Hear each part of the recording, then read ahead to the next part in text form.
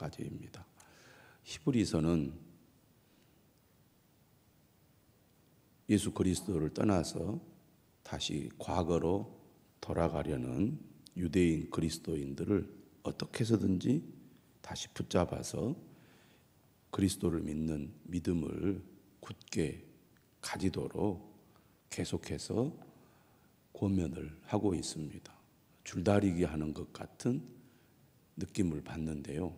경고했다가 또 격려했다가 반복을 하고 있는데, 오늘도 본문은 경고의 말씀으로 시작을 하고 있습니다.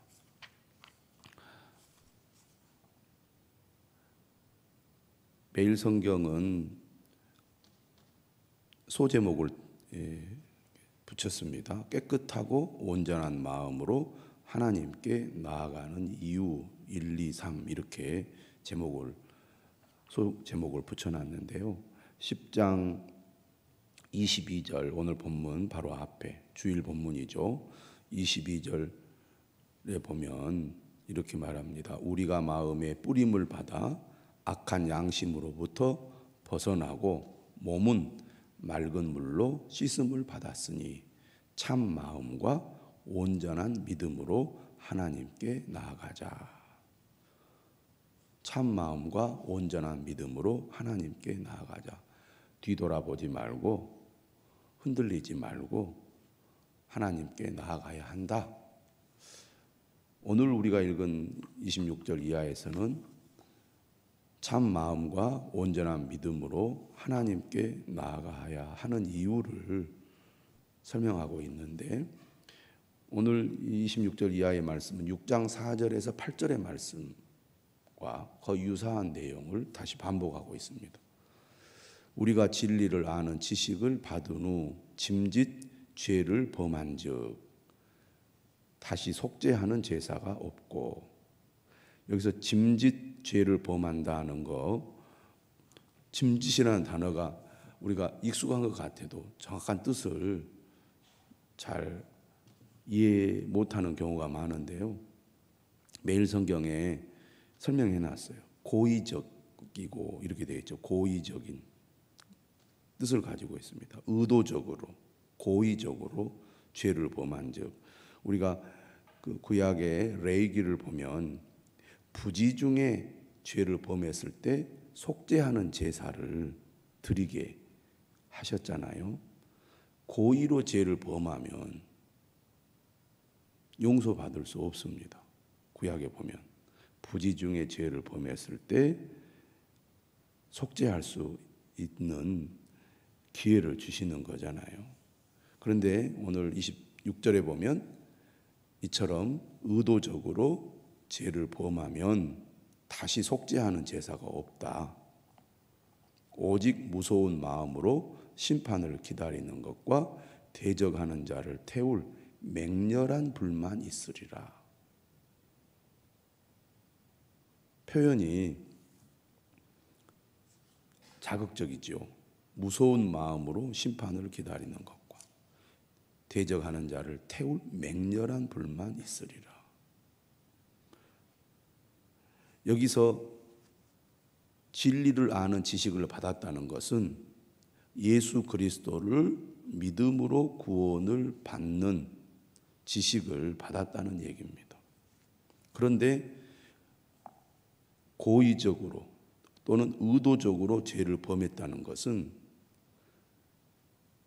알면서도 그 길을 중단하고 또는 배반하고 다시 과거로 돌아가려고 한다는 거죠. 그 길을 선택한다는 것을 말합니다.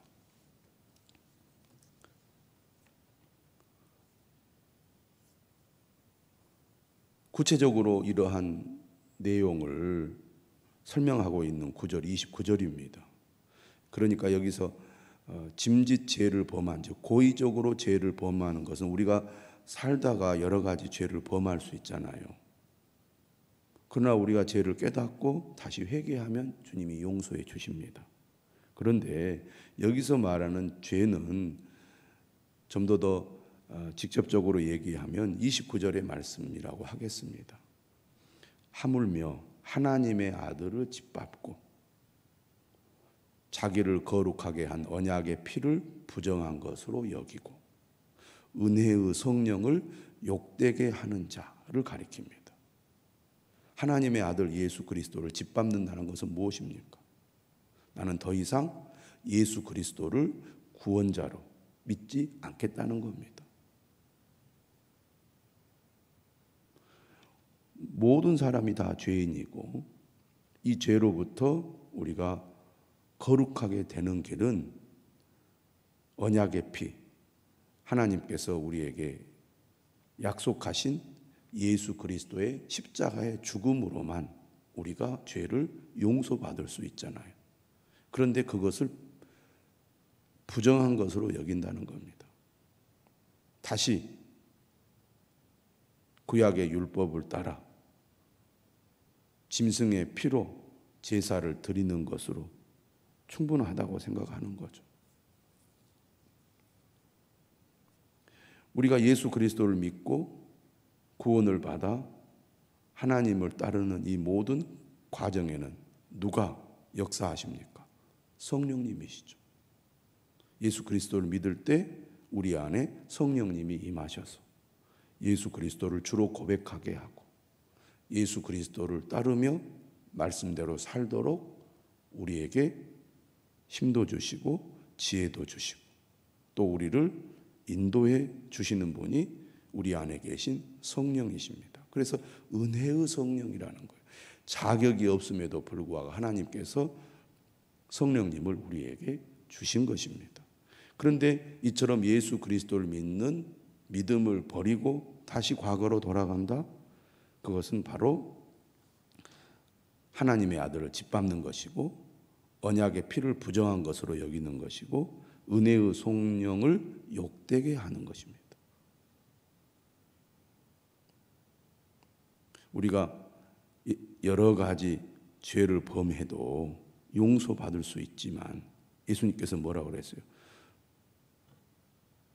성령을 모독하는 것, 사하심을 받을 수 없다.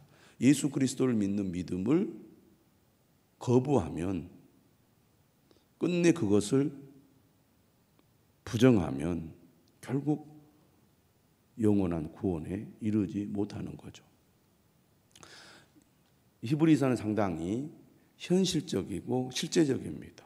다시 말하면 유대인 공동체, 그리스도인 공동체 안에 열심히 고난 가운데서도 신앙생활을 하고 있는 성도들도 있지만 여러 가지 이유로 밑에 나옵니다. 어떤 일들이 일어났는지. 여러 가지 이유로 흔들리고 다시 과거로 돌아가려는 성도들이 있고 또 이미 그런 사람들도 있는 겁니다. 그래서 흔들리는 성도들을 다시 붙잡아서 그리스도를 믿는 믿음으로 나아가도록 하기 위하여 이렇게 강하게 말씀을 하고 있는 겁니다. 우리는 하나님의 말씀을 들을 때 위로하고 격려하고 듣기 좋은 말씀만 들으려고 하는데 하나님의 말씀을 우리가 어떻게 들어야 합니까? 엄한 경고의 말씀 또한 들어야 합니다. 앞에서 젖이나 먹고 단단한 음식을 먹지 못하는 성도들을 향한 말씀을 앞에서 하지 않았습니까? 우리는 듣고 싶은 것만 들으려고 하는데 우리가 잘못된 길로 가고 있을 때 엄히 책망하는 하나님의 말씀을 들을 수 있어야 한다는 거죠. 깨끗하고 온전한 마음으로 하나님께 나아가야 하는 이유. 가만히 있다 보면 세상의 흐름 속에 나도 떠내려가서 예수 그리스도를 부정하고 떠나게 될 수 있기 때문입니다. 두 번째, 깨끗하고 온전한 마음으로 하나님께 나아가야 하는 이유를 28절 이하에는 이렇게 말합니다. 모세의 법을 폐한 자도 두세 증인으로 말미암아 불쌍히 여김을 받지 못하고 죽었거든. 다시 말하면 유대인이라면 율법을 범하는 것이 얼마나 중대한 결과를 초래하는지 잘 알고 있다는 겁니다. 모세의 법을 폐한 자도 심판을 받는데 하물며 하나님의 아들을 배반하고 그리스도의 복음을 거부하면 그보다 엄중한 심판을 받지 않겠느냐 하는 겁니다. 29절 끝에 그렇게 얘기하잖아요. 은혜의 성령을 욕되게 하는 자가 당연히 받을 형벌은 얼마나 더 무겁겠느냐 너희는 생각하라. 히브리서는 비교의 방식을 사용하잖아요. 비교의 방식. 천사와 그리스도를 비교하고 모세와 그리스도를 비교하고 기존의 대제사장과 위대한 대제사장 예수 그리스도를 비교해서 예수 그리스도가 얼마나 위대한 제사장이고 또 하나님의 아들로서 그가 얼마나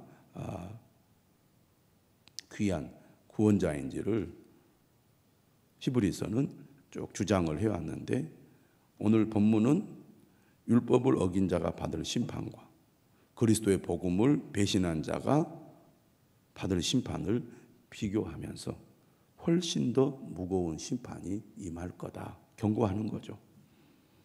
세 번째, 하나님께 나아가야 하는 이유를 30절은 이렇게 이야기합니다. 원수 갚는 것이 내게 있으니 내가 갚으리라 하시고.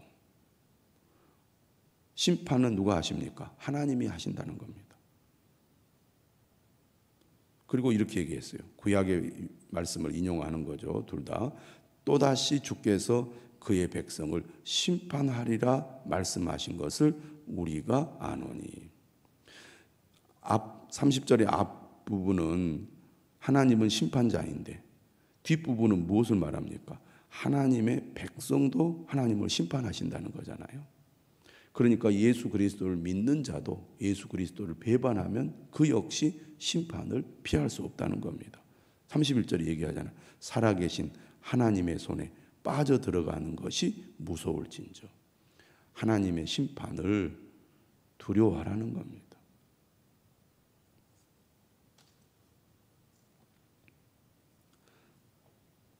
우리가 앞에서 빌립보서를 통해서 두렵고 떨림으로 구원을 이루라 이런 말씀 우리가 듣지 않았습니까? 하나님의 말씀을 가볍게 여기고 무시하는 사람들이 있습니다.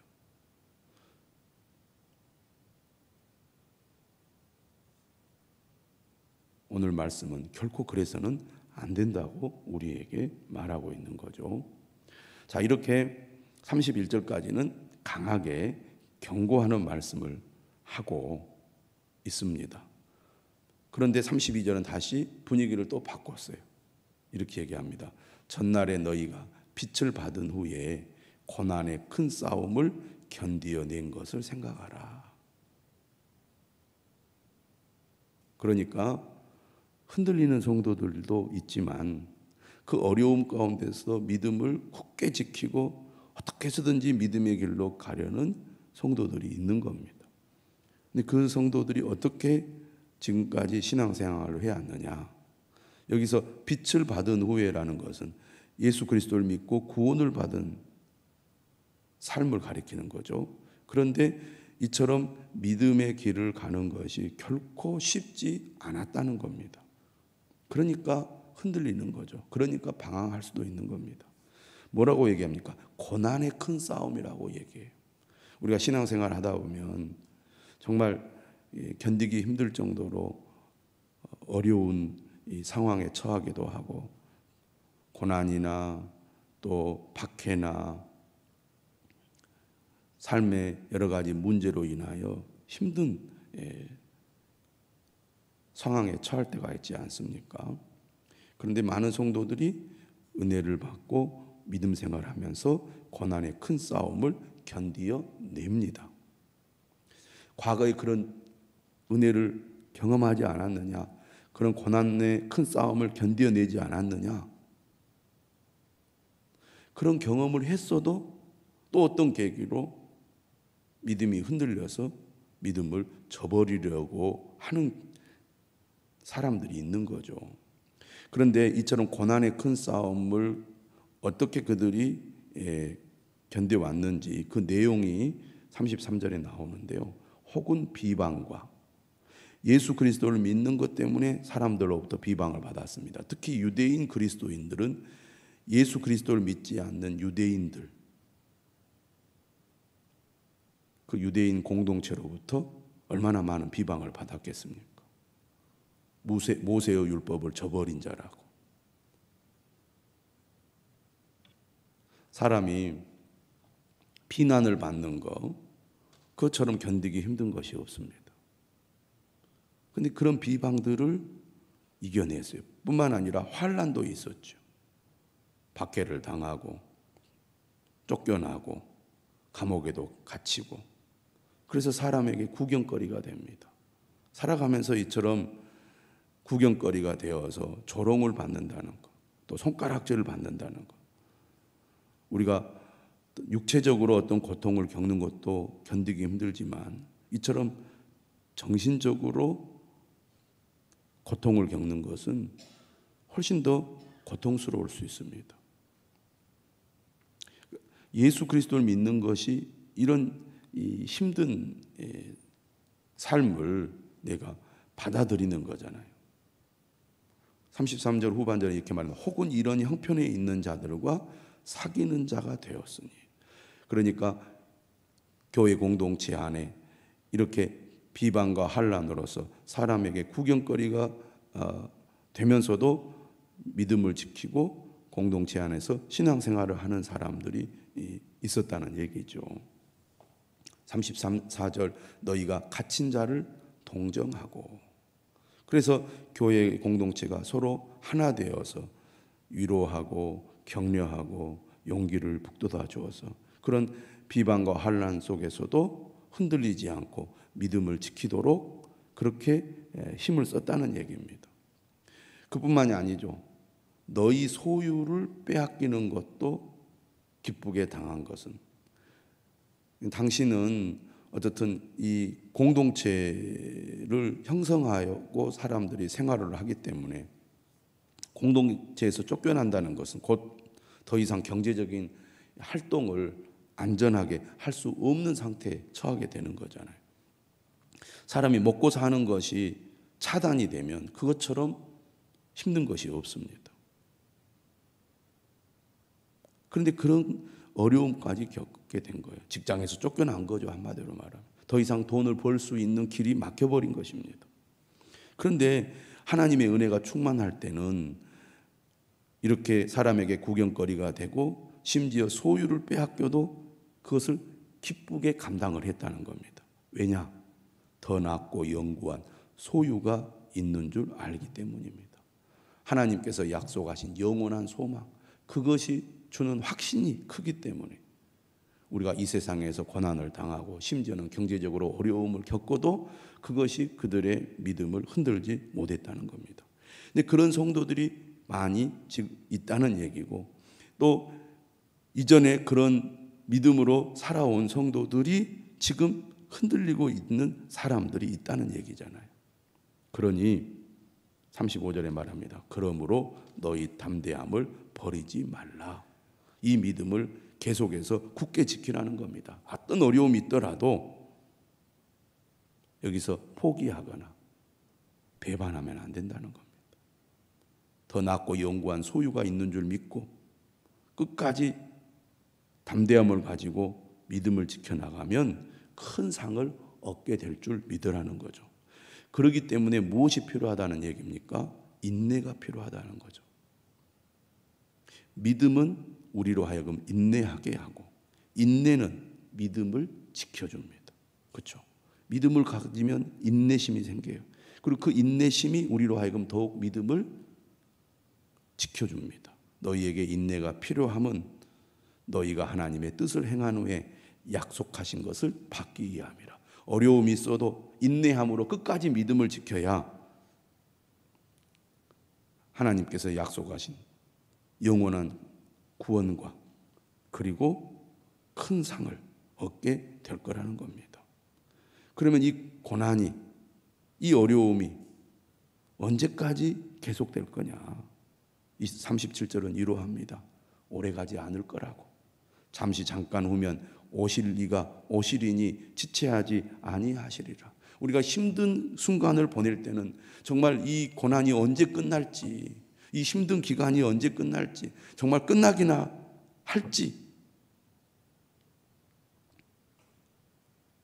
의심이 되고 불안하잖아요. 그런데 오래가지 않을 거라는 겁니다.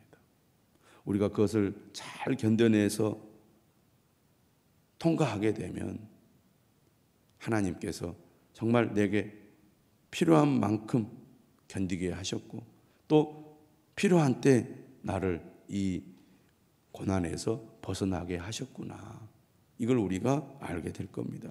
고난을 겪는 순간에는 너무 힘들고 견디기 어렵지만, 그러나 주님의 약속의 말씀을 믿고 끝까지 우리가 견디어내면 하나님의 은혜를 우리가 반드시 받게 될 거예요. 그래서 38절 말합니다. 나의 의인은 믿음으로 말미암아 살리라. 우리는 오직 믿음으로 살아야 되겠습니다. 또한 뒤로 물러나면 내 마음이 그를 기뻐하지 아니하리라 하셨느니라. 어떤 일이 있어도 우리가 다시 뒤로 물러가면 안 됩니다. 왜 그렇습니까? 우리는 뒤로 물러가 멸망할 자가 아니요 오직 영혼을 구원함에 이르는 믿음을 가진 자이기 때문입니다. 뒤로 물러가면 망해요. 그러나 우리가 어떻게 해야 됩니까? 앞으로 나가야 되겠죠. 영원한 구원에 이르기 위하여 믿음으로 인내하면서 앞으로 나가야 할 것입니다. 믿음의 삶이란 앞으로 전진하는 거죠. 앞으로 나아간다는 것은 신앙의 성숙을 의미합니다. 고난을 견뎌내고 어려움이 있어도 주님 바라보고 인내할 때 우리의 믿음이 성숙해질 것입니다. 저는 우리 사랑하는 성도들이 이처럼 2022년 하반기는 뒤로 물러나는 삶이 아니라 앞으로 나아가는 성도들이 될 수 있기를 주님의 이름으로 축원합니다.